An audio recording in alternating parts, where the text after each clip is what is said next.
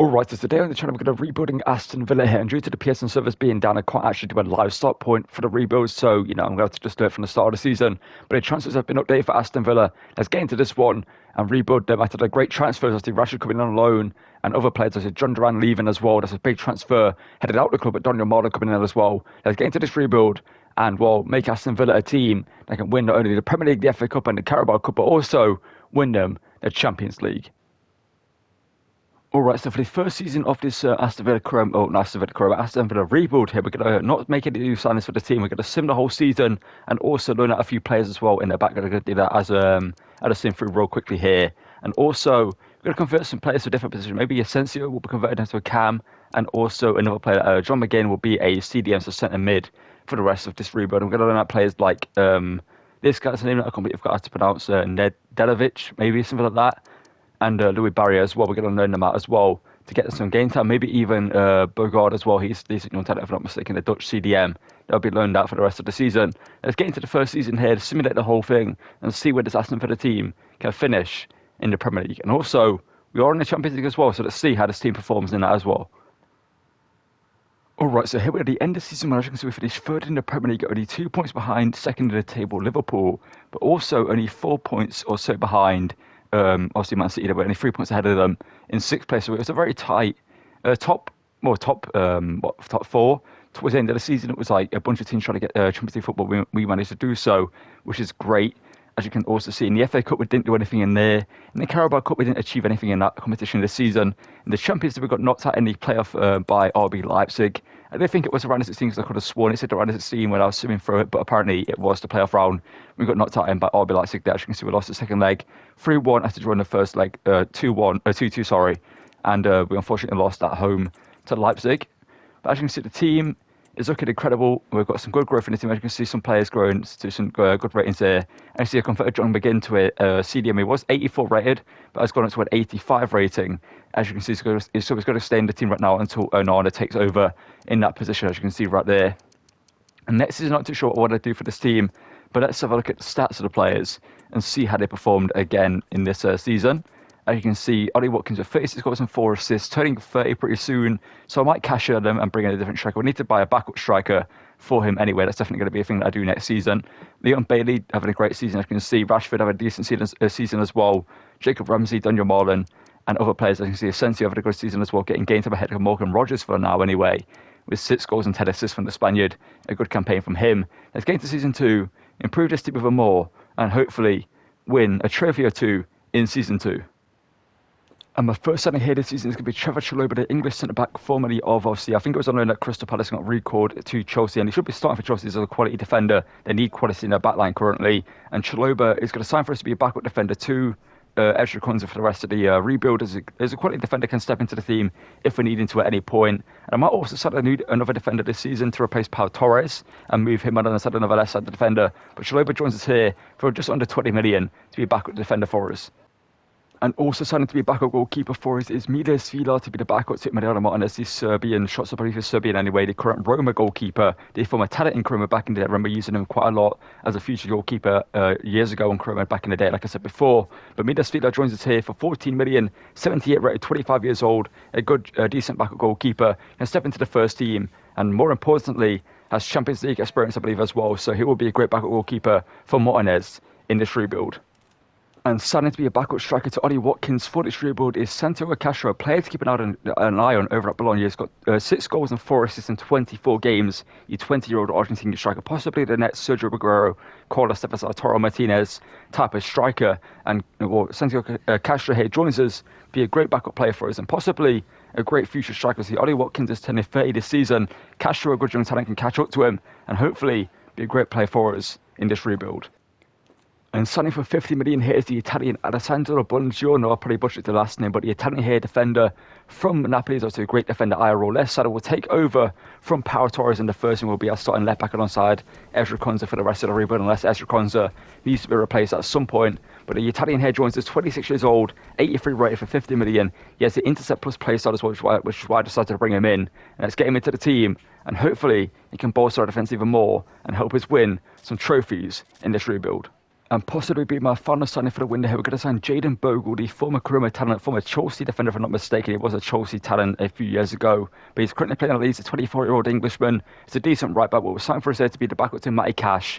And possibly, again, could take over in the future because Matty Cash is older. He's 27. Jayden Bogle's 24. He's got time on his side to develop into a first-team fullback if he can do so. I won't be complaining about that. But Bogle here joins for us to be a backup defender for us. And again, bolsters our backline and our backup brigade as well. All right, so obviously you saw all the players we decided to bring in, but I thought I'd show you the players that we did. So we sold Leon Bailey for 44 million to Bayer Leverkusen due to not have any end products ready in this team. I want to give Daniel Marlin a position at right mid to take over. I'm going to use Edding Jr. He came back from his loan and converted into a right mid, so he will be the backup to Daniel Marlin in this team. We also saw John McGinn to Arsenal at 55 million. As you can see, I brought back Kamara at the start of the season because he did actually have a release clause I didn't know about, and Arsenal paid it. But I said I don't want to let go of Kamara in this season, so I just thought I'd pay 65 million to bring him back into the team and just pretend that it didn't really happen, but I thought I'd show you it here anyway. But John McGinn left us here for 55 million because I want to give the game time to Onana and Boubacar Kamara as a midfield pairing, and also John McGinn being 85 rated will take away game time from mainly Onana. I want to give the Belgian, the 22-year-old talent, enough time to develop into a great midfielder like we know he can be. Let's get into the season and see how this new look Aston Villa team, especially in the backup players we have brought in, also lots of Castro and others coming in. Our main team is pretty much the same, other than the Italian here joining at the centre back. But in terms of backup players, we've brought in obviously Castro, we've brought in Chalobah, we've brought in Jayden Bogle and Milas Villa, who are great backup players for us, alongside the players we currently have in the team as well. So let's get into this campaign, and hopefully we'll continue doing great things like we did last season and improve on finishing third, maybe in second, and also winning a trophy or two this season. All right, so here in Season 2, as you can see, we finished 4th in the Premier League, similar points today as we did last season. However, we finished a point below where we finished last time, but we're still in Champions League football, which is all that matters.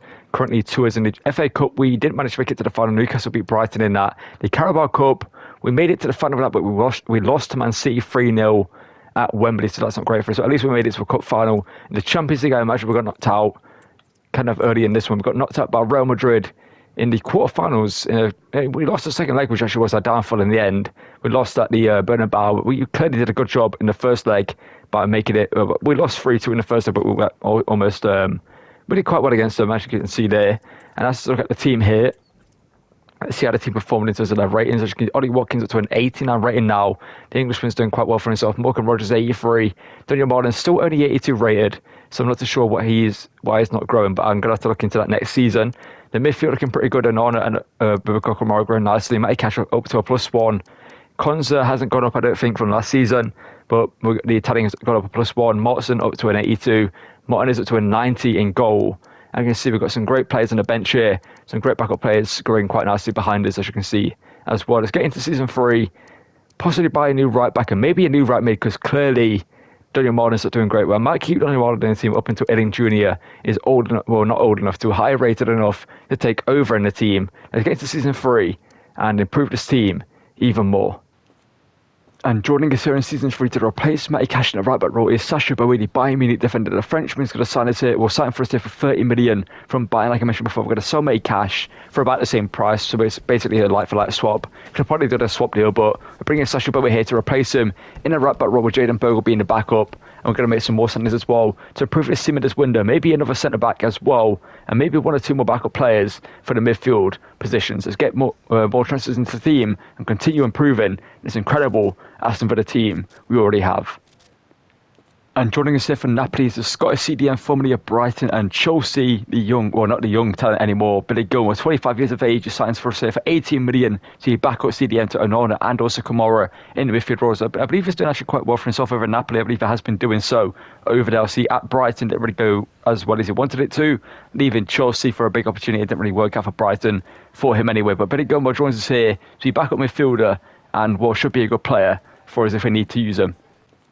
Alright, so I've sold Ezri Konsa, and to replace him in the team is Odilon Kasuni, the former Bayer Leverkusen defender, obviously on loan at Atalanta IRL currently. Not too sure what the deal with the loan is, if it's a permanent deal to bring him in the future or it's going to be just a loan deal for the season. Then Bayer Leverkusen could sell him next season. I don't think he will be staying at Bayer Leverkusen. I think he's a player they could sell on for a good amount of money and cash in on him. He's a decent defender, 84 rating now in this rebuild. 25 years of age. We'll partner up with the Italian centre back we have in the back line. And when our back line has been bolstered, let's get into the season and hopefully win some trophies this time round.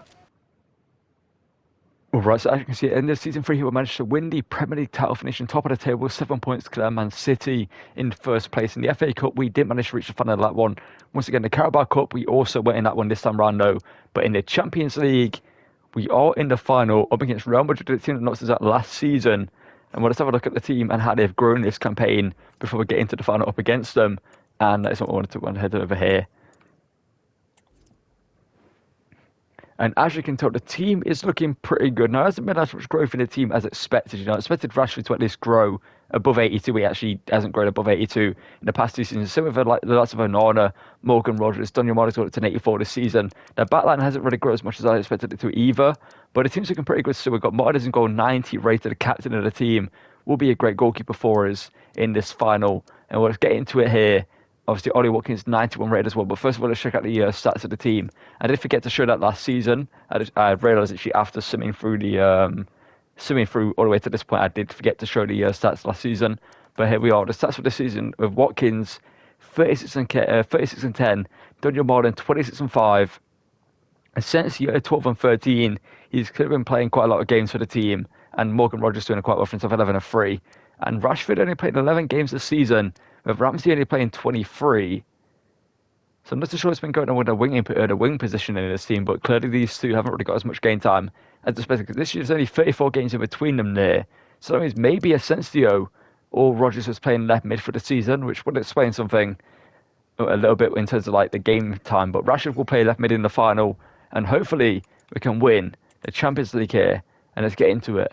Up against Real Madrid. For the game there, I guess you could say, to Militao with that challenge there from Morgan Rogers. So I know here comes Mbappe. Mbappe blocked there by Kasunu. Good block there from him.